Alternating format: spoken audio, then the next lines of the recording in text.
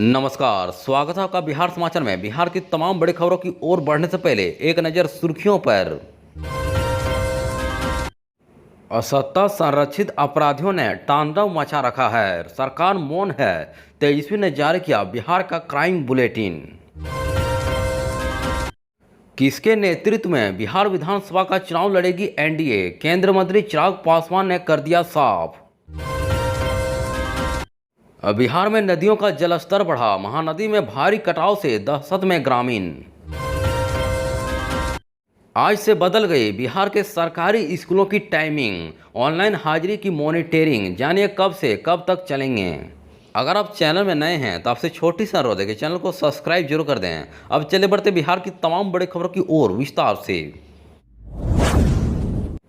इस वक्त की बड़ी खबर है कि बिहार में आपराधिक घटनाओं में बेतसाह वृद्धि को लेकर विपक्ष सरकार पर हमलावर है। वहीं पूर्व डिप्टी सीएम तेजस्वी यादव ने डबल इंजन सरकार के खिलाफ मोर्चा खोल दिया है और सोशल मीडिया के जरिए हर दिन तीखे हमले बोल रहे हैं। वहीं तेजस्वी ने एक बार फिर 3 दिनों के अपराध का आंकड़ा जारी कर सरकार पर हमला बोला है। वहीं तेजस्वी ने एक्स पर लिखा कि प्रधानमंत्री, मुख्यमंत्री, दो बड़बोले उपमंत्री एवं 6 दले वाले एनडीए के सौजन्य से बिहार में सरकारी अपराधी पूर्ण मौज में मनमर्जी से जब चाहे, जहां चाहे और जैसे चाहे किसी को भी गोली और चाकू मारकर हत्या कर दे रहे हैं। उन्होंने आगे लिखा कि छात्र, शिक्षक, कर्मचारी, व्यापारी, किसान, मजदूर, महिला, पुरुष, बच्चे, बुजुर्ग, कोई भी कहीं भी सुरक्षित नहीं है। वहीं सत्ता संरक्षित अपराधियों ने तांडव मचा रखा है। 2 दिन के इन आपराधिक घटनाओं पर सरकार में कोई भी कुछ भी बोलने को तैयार नहीं है। उन्होंने आगे कहा कि यह रहा बिहार का संक्षिप्त क्राइम बुलेटिन। बिहार में अपराधियों का तांडव जारी। सासाराम थाने से 500 मीटर दूर जिम संचालक की ताबड़तोड़ गोलियां मारकर हत्या, इलाके में सनसनी। वहीं गोपालगंज में मां के सामने बेटी की गोली मारकर हत्या और मधुबनी दबंगों ने पीट पीट कर ले गई महिला की जान। वहीं मधुबनी में मजदूरी मांगने पर महिला की सिर पर वार कर हत्या। वहीं बांका के जिले के चांदन प्रखंड में महिला की पत्थर से कुचलकर हत्या और जमुई में 13 साल के बच्चे की हत्या। वहीं अरवल में चोरों ने 3 शोरूम को लूटे, लाखों की संपत्ति ले भागे। और आगे वैशाली में बिजली विभाग के ठेकेदार की गोली मारकर हत्या। वहीं गोपालगंज में 20 लाख रंगदारी नहीं देने पर शख्स की गोली मारकर हत्या। वहीं इन सभी बातों का जिक्र करके तेजस्वी ने डबल इंजन सरकार पर हमला बोला है। इस वक्त की बड़ी खबर है कि केंद्र में तीसरी बार एनडीए की सरकार बनने के बाद अब सभी दलों ने आगामी बिहार विधानसभा चुनाव की तैयारी शुरू कर दी है। वहीं बिहार में एनडीए किसके नेतृत्व में चुनाव मैदान में उतरेगी, इसको लेकर बीजेपी के वरिष्ठ नेता अश्विनी चौबे ने पिछले दिनों यह कहकर सियासत को गर्म कर दिया था कि बिहार विधानसभा का चुनाव बीजेपी के नेतृत्व में लड़ा जाए। वहीं हालांकि बिहार बीजेपी के बाद अब चिराग ने भी स्पष्ट कर दिया कि एनडीए किसके नेतृत्व में बिहार विधानसभा का चुनाव लड़ेगी। दरअसल लोकसभा चुनाव के बाद नीतीश कुमार की पार्टी जेडीयू बिहार में बड़े भाई की भूमिका में उभरकर सामने आई है। वहीं चुनावी नतीजे के बाद बिहार बीजेपी के प्रदेश अध्यक्ष सम्राट चौधरी ने ऐलान किया था कि एनडीए बिहार विधानसभा का चुनाव नीतीश कुमार के नेतृत्व में ही लड़ेगी, इसमें कहीं कोई शक नहीं है। वहीं इसी बीच टिकट कटने से नाराज पूर्व केंद्रीय मंत्री और बीजेपी के वरिष्ठ नेता ने ऐसी बात कह दी कि उसको लेकर सियासत गर्मा गई। वहीं सम्राट चौधरी के बाद अब गठबंधन में शामिल लोजपा के चीफ चिराग पासवान ने भी स्पष्ट कर दिया कि उनकी पार्टी किसके नेतृत्व में बिहार विधानसभा का चुनाव लड़ेगी। वहीं चिराग ने कहा कि हर किसी के बयान पर टिप्पणी करते हुए तो उसका क्या मतलब है। किसी भी पार्टी का अधिकृत बयान पार्टी के अध्यक्ष का होता है। वहीं किसी भी पार्टी के नेता अपनी पार्टी के प्रति आस्था को दिखाने के लिए इस तरीके के बयान देते हैं। वहीं चिराग ने कहा कि ऐसे नेताओं के व्यक्तित्व भावना का भी सम्मान होना चाहिए, लेकिन जब आप किसी गठबंधन का हिस्सा होते हैं तो किसी भी दल के अध्यक्ष के बयान का ज़्यादा महत्व होता है। वहीं किसी और के कुछ कहने का कोई मतलब नहीं है। वहीं चिराग ने कहा कि मुख्यमंत्री नीतीश कुमार के नेतृत्व में ही एनडीए बिहार विधानसभा का चुनाव लड़ेगी, इसमें कोई शक नहीं है। इस वक्त की बड़ी खबर है कि मानसून के दस्तक देते ही बिहार में नदियों का जलस्तर तेजी से बढ़ रहा है। वहीं जलस्तर में वृद्धि के कारण नदियों के किनारे बसे इलाकों में कटाव शुरू हो गया है। वहीं जानकारी के लिए बता दें कि पिछले कई दिनों से लखनपुर पंचायत के बेलगछी गांव में तेजी से कटाव हो रहा है, जिससे ग्रामीण दहशत के साए में जी रहे हैं। वहीं नदी से महज 50 मीटर की दूरी पर स्थित उत्क्रमित मध्य विद्यालय बेलगछी एवं आंगनबाड़ी में भी अब कटाव का खतरा मंडराने लगा है। वहीं ग्रामीण बताते हैं कि पिछले कई वर्षों से महानदी का कटाव कर रही, लेकिन कटाव की रोकथाम को लेकर कोई ठोस पहल नहीं किया गया है। वहीं कई परिवारों का घर और जमीन महानदी में कटकर विलीन हो गया। कई परिवार अपने अपने आशियाने उजाड़कर दूसरी जगह पलायन कर गए। अब बता दें कि ग्रामीणों ने सरकार से कटाव को लेकर बोल्डर पिचिंग कराने की मांग की। इसको लेकर अनुमंडल पदाधिकारी कुमार सिद्धार्थ एवं महानदी विभाग के कई अधिकारी सहित लखनपुर पंचायत की मुखिया श्वेता राय ने कटाव स्थल का जायजा लिया। वहीं इस संबंध में अनुमंडल पदाधिकारी कुमार सिद्धार्थ ने बताया कि कटाव की शिकायत मिली है। इसको लेकर महानदी विभाग के अधिकारी के साथ कटाव स्थल का निरीक्षण किया गया है। वहीं कटाव की रोकथाम को लेकर कार्य शुरू किया जा रहा है। जल्द ही यहां पर भी बोल्डर पिचिंग का कार्य प्रारंभ कर दिया जाएगा। इस वक्त की बड़ी खबर है कि बिहार के सभी सरकारी स्कूल सोमवार से नई समय सारणी से खुलेंगे।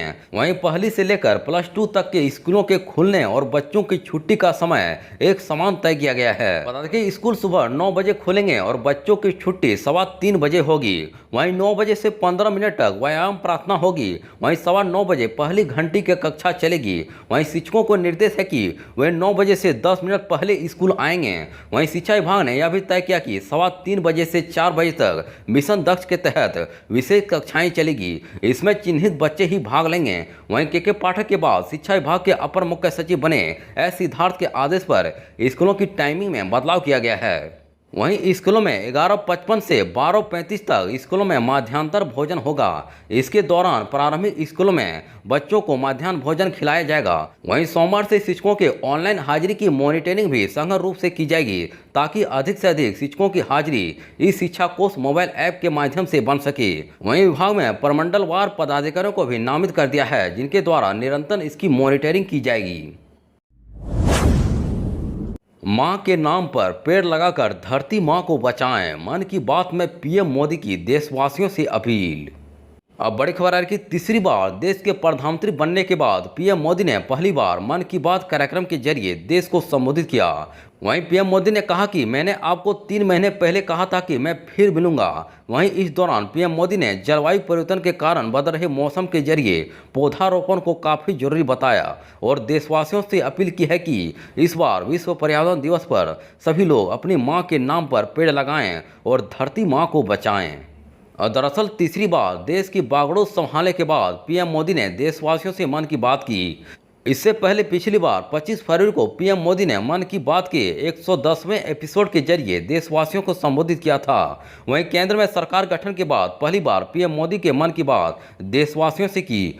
आगे उन्होंने कहा कि हम अपनी माँ के कर्ज को कभी नहीं चुका सकते हैं। माँ हर किसी के जीवन में अहम होती है, इसलिए इस बार पर्यावरण दिवस पर नई शुरुआत करें। वहीं पीएम मोदी ने अपील की कि हर कोई अपनी मां के नाम पर पेड़ लगाए और उसकी तस्वीर साझा करे। उन्होंने कहा कि मैं अपने देशवासियों से अपील करता हूं कि पर्यावरण दिवस के लिए हर देशवासी अपने मां के नाम पर पेड़ लगाकर धरती मां की रक्षा करें। बिहार में फिर 14 साल पुराने का पिलर धंसा, आवागमन बाधित। वहीं इन तस्वीरों में आप देख सकते हैं कि पुल के पिलर धंस जाने से आवागमन बाधित हो गया है। अब बता दें कि बिहार में करीब 2 हफ्ते के भीतर आधे दर्जन पुल ढह गए। वहीं अब किशनगंज में भी बूंद नदी पर बने 14 साल पुराने पुल का पिलर धंसने की खबर आ रही है। वहीं इसे लेकर पुल पर आवागमन को रोक दिया गया है। पुल पर बैरिक कटिंग भी लगा दी गई है। वहीं भारी वाहनों के परिचालन पर पूरी तरह से रोक लगा दी गई है। अब बता दें कि बूंद नदी पर बना यह पुल काफ़ी पुराना है। 14 साल पुराना यह पुल ठाकुरगंज प्रखंड के कुकुरबागी पंचायत स्थित खोसी डांगी गांव में बूंद नदी पर स्थित है। लगातार हो रही बारिश की वजह से बूंद नदी का बहाव काफ़ी तेज हो गया है, जिसके कारण अब 2010 में बने इस पुल पर भी खतरा मंडराने लगा है। लोग इस बात को लेकर डरे हुए हैं कि यदि पूरा पुल गिर गया तो भारी मुसीबत हो जाएगी। अब बता दें कि इस पुल से होकर भारी वाहन भी गुजरती है, जिसके कारण पुल का 2 स्पैन धंस गया है। वहीं पुल की स्थिति को देखते हुए भारी वाहनों के आवागमन को रोक दिया गया है। बता दें कि यह पुल यहां के लोगों के लिए लाइफ लाइन है। यह किशनगंज के ठाकुरगंज मुख्यालय से पश्चिम बंगाल को जोड़ता है। यह पुल लोगों के लिए बहुत मायने रखता है, इसे लेकर इलाके के लोग काफ़ी परेशान हैं। इस वक्त की बड़ी खबर है कि बिहार की नीतीश सरकार राज्य के युवाओं को उद्योग लगाने के लिए 10 लाख रुपए दे रही है। वहीं मुख्यमंत्री उद्यमी योजना 2024 और 25 आवेदन सोमवार यानी कि 1 जुलाई से शुरू होंगे। वहीं उद्योग विभाग की वेबसाइट udyami.bihar.gov.in पर जाकर ऑनलाइन आवेदन होंगे। इसके लिए पोर्टल सोमवार सुबह 11 बजे खुलेगा। वहीं आवेदन की अंतिम तिथि 31 जुलाई होगी। वहीं इस बार भी कुल 5 वर्गों में लाभुकों का चयन होगा। मुख्यमंत्री अनुसूचित जाति जनजाति उद्यमी योजना और अति पिछड़ा वर्ग उद्यमी योजना, महिला उद्यमी योजना, युवा उद्यमी योजना और अल्पसंख्यक उद्यमी योजना के तहत आवेदन आमंत्रित किए गए हैं। वहीं इस बार करीब 9200 लाभुकों का चयन होगा। इसमें अल्पसंख्यक योजना के तहत 1200 लोगों का चयन होगा। वहीं अन्य 4 वर्ग में 8000 लोगों का चयन होगा। बता दें कि मुख्यमंत्री योजना के तहत अनुसूचित जाति जनजाति उद्यमी योजना, अति पिछड़ा वर्ग उद्यमी योजना और महिला उद्यमी योजना और युवा उद्यमी योजना और अल्पसंख्यक उद्यमी योजना के तहत लाभुकों का चयन होगा। इन्हीं वर्ग में आवेदन करना होता है। वहीं इस योजना के तहत 10 लाख रुपए तक की राशि मिलती है। इसमें 50% अनुदान और 50% ब्याज रहित ऋण होता है।